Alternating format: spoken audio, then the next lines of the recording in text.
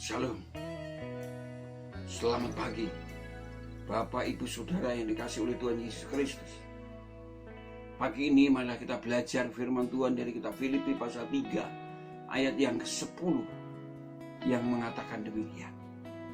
Yang kukendaki ialah mengenal Dia dan kuasa kebangkitannya dan persekutuan dalam penderitaannya, di mana aku menjadi serupa dengan Dia dalam kematiannya. Bapak, Ibu, Saudara yang dikasihi Tuhan Yesus Kristus, kemarin kita sudah merenungkan sebagian ayat ini, yaitu bagian A yang mengatakan, yang kukendaki ialah mengenal Dia. Dan pagi hari ini kita akan merenungkan firman Tuhan ini yang mengatakan, yang kukendaki ialah mengenal kuasa kebangkitannya dan persekutuan dalam penderitaannya, sehingga menjadi serupa dengan kematiannya. Bapak, Ibu, Saudara yang dikasihi Tuhan, tema hari ini adalah apa arti mengenal kuasa kebangkitan Kristus dan mengalami atau mengenal persekutuan dalam penderitaan Kristus sehingga menjadi serupa dengan kematiannya. Itulah tema kita pagi ini. Mengenal kuasa kebangkitan Kristus. Dalam tafsir Indi, kata ini mengandung mengalami, yaitu mengalami kuasa kebangkitan Kristus. Itu sama dengan yang diterjemahkan dalam firman Allah yang hidup dan yang diterjemahkan ke dalam bahasa Indonesia sehari-hari.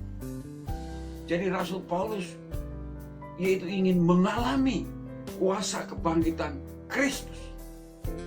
Artinya Paulus ingin mengalami kuasa yang membuat orang yang percaya kepada Tuhan Yesus Kristus itu dibangkitkan dari kematian rohani sehingga mempunyai kehidupan baru yang terus-menerus diperbaharui, seperti yang diajarkan oleh Paulus kepada orang-orang Korintus, bahwa barang siapa yang ada di dalam Kristus adalah ciptaan baru, yang lama sudah berlalu, yang baru sudah datang.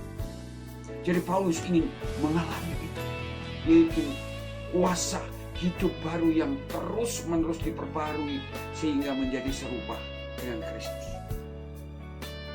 Kemudian mengalami kuasa kebangkitan Kristus berarti juga mengalami kuasa aliran Roh Kudus yang membuat atau menghasilkan suatu kesaksian yang efektif.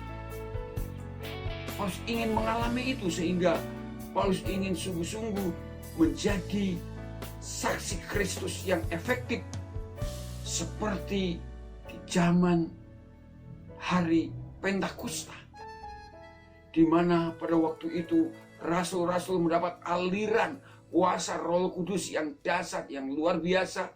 Banyak terjadi mukjizat-mukjizat sehingga banyak orang yang datang kepada Kristus. Itu yang menjadi kerinduan Rasul Paulus untuk mengalami kuasa kebangkitan Kristus. Dan juga kemudian mengalami persekutuan penderitaan dalam Kristus sehingga menjadi serupa dengan kematiannya. Artinya apa? Artinya walaupun Rasul Paulus di dalam hidup dan pelayanannya mengalami penderitaan, kesusahan, kesulitan, supaya tetap dapat mengemban misi Kristus, yaitu mengasihi jiwa-jiwa yang masih hidup di dalam dosa, seperti Yesus Kristus. Ketika dia menderita digantung di atas kayu salib, dia tetap mengemban misi Bapa di surga, bahwa dia datang ke dalam dunia untuk mengampuni dosa umatnya, untuk mengasihi umatnya dan mengampuni dosa-dosa umatnya.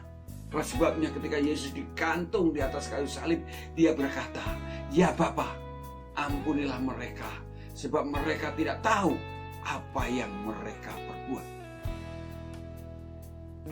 Bapak Ibu Saudara yang dikasihi Tuhan, marilah kita juga punya kerinduan, keinginan, kehendak seperti Rasul Paulus, yaitu untuk mengalami kuasa kebangkitan Kristus dan mengalami persekutuan dalam penderitaan Kristus, sehingga walaupun kita menghadapi tantangan, menghadapi penderitaan karena Kristus, kita tetap mengemban misi Kristus untuk mengasihi orang berdosa, untuk mendoakan orang berdosa supaya mereka boleh datang kepada Kristus.